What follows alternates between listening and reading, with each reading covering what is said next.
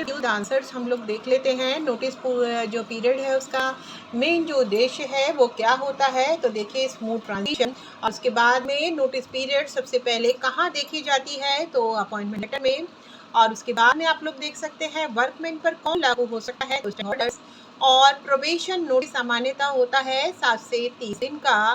Private sector में uniform notice period है क्या? बिल्कुल भी नहीं, नो। कॉन्ट्रैक्ट एम्प्लॉय की नोटिस पीरियड कहाँ होती है? कॉन्ट्रैक्ट एग्रीमेंट में, यानी कि जो उसको अनुबंध दिया जाता है, उसका जो अनुबंध होता है उसमें जो लिखा होता है उस पर डिपेंड होता है। अब देखते हैं हम पीएस यानी पीएसयू में मुख्य भूमिका किसकी होती है। तो देखिए सर्विस रूल्स की, जैसे बीएचएल के, लेकिन ये सबके रूल्स अलग अलग हैं। जैसे बीच अलग होंगे, ओएनजीसी के अलग होंगे, है ना, सेल के अपने अलग होंगे। नोटिस पे कब लागू होता है? तो नोटिस पूरा न करने पर। बाय आउट क्या है? नोटिस के बदले भुगतान। जैसे 60 दिन का आप नोटिस पीरियड था, आपने किया 20 दिन, तो 40 दिन होंगे उसका आपको भुगतान करना पड़ेगा जाने से पहले। हैंडओवर कब होता है? तो नोटिस पीरियड में। रिलीविंग लेटर कब मिलता है? एग्जिट के बाद। देखिए जब पूरा आप लोग जो है, जैसे आपने नोटिस किया, उसके बाद पेंडिंग काम निपटाए, उसके बाद ट्रेनी जो अपनी नॉलेज थी वो शेयर की, हैंडओवर किया और जो है अपना सारा चार्ट, सारी फाइल, सारी नॉलेज, और उसके बाद में लास्ट में जो है आपको लिविंग लेटर दिया जाता है एग्जिट के बाद। नॉलेज ट्रांसफर क्यों जरूरी है? देखिए बिजनेस ताकि हैम्पर ना हो।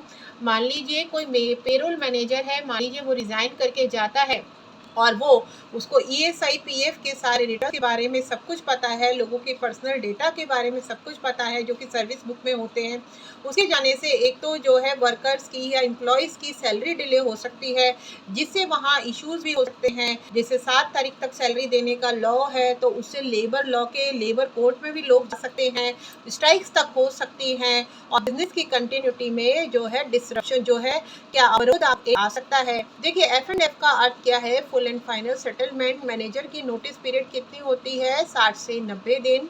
सीनियर मैनेजमेंट का जो नोटिस पीरियड है वो अमूमन 3 से लेकर 6 महीने तक का होता है। एम्प्लॉय तुरंत नौकरी छोड़ सकता है क्या? तो ये उसके अनुबंध यानी कि कॉन्ट्रैक्ट पर निर्भर करता है। मैं बहुत मेहनत से आप लोगों के लिए एचआर से रिलेटेड मुद्दों पर, टॉपिक पर वीडियो बनाकर लाती हूँ। तो आप लोग भी मेरी वीडियोस को अवश्य ही शेयर कीजिए, लाइक कीजिए, और सब्सक्राइब तो ज़रूर ही कीजिए मेरे चैनल शिव वीथिका अध्ययन पर।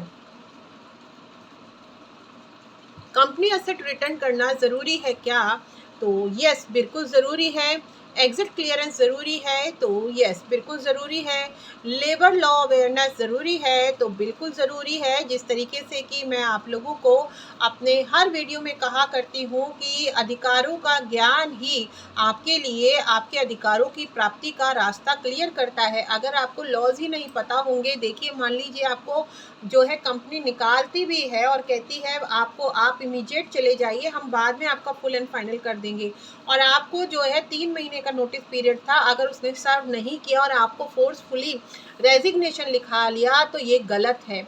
और उसके बाद में नोटिस पे भी नहीं दिया और फुल एंड फाइनल किया, मान लो 3 महीनों बाद, 6 महीनों बाद, और तब तक तो आपको दूसरी जॉब भी मिल जाएगी, लेकिन इस बीच 3 महीने आप परेशान रहेंगे। तो आपको अपने अधिकारों का ज्ञान होना चाहिए, ताकि जो आपका नोटिस पे का भी जो पीरियड है उस बीच भी आपकी फाइनेंशियल जो स्थिति है वो खराब ना हो, आपका परिवार का स्टेटस मेंटेन रहे। तो देखिए आगे देखिए, यस, क्या फाइनेंशियल ये जो लेबर लॉ अवेयरनेस है ये बहुत ही आवश्यक है। प्रोफेशनल एग्जिट का महत्व है, बिल्कुल, करियर की रेपुटेशन।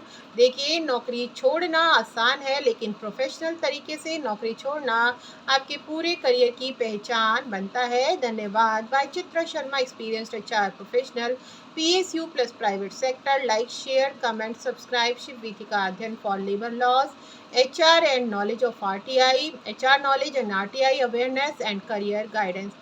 तो अगर आप लोगों को, आप भी किसी जैसे मुझे जन सूचना अधिकारी के रूप में कार्य करने का व्यापक अनुभव प्राप्त है, तो अगर आपको भी किसी गवर्नमेंट डिपार्टमेंट से कोई सूचना चाहिए और आपको लिखने में कोई समस्या आ रही है, कई बार जो है जो ये जन सूचना अधिकारी के पदों पर बैठे लोग सपोर्ट भी नहीं करते हैं, कोई ना कोई क्लॉज दे करके जो है उसमें वो रिबेट पा लेते हैं, मतलब छूट प्राप्त कर लेते हैं। तो मुझे क्योंकि सभी क्लॉज पता हैं, अगर आप मुझे लिखेंगे तो मैं यकीनन आप लोगों को मदद करूंगी। पूरी प्लेलिस्ट है मेरे पास RTI की बनी हुई, आप लोग देख सकते हैं। Thank you so much. और जाने से पहले मेरे चैनल शिव वीथिका अध्ययन को ज़रूर से ज़रूर लाइक भी करना, शेयर भी करना। बहुत बहुत शुक्रिया। हर वर्कमैन तक पहुंचनी चाहिए मेरी ये वीडियो, क्योंकि अधिकारों के ज्ञान से ही तो आप उनको पा भी सकते हैं। धन्यवाद। Thank you very much. Her her Mahadev.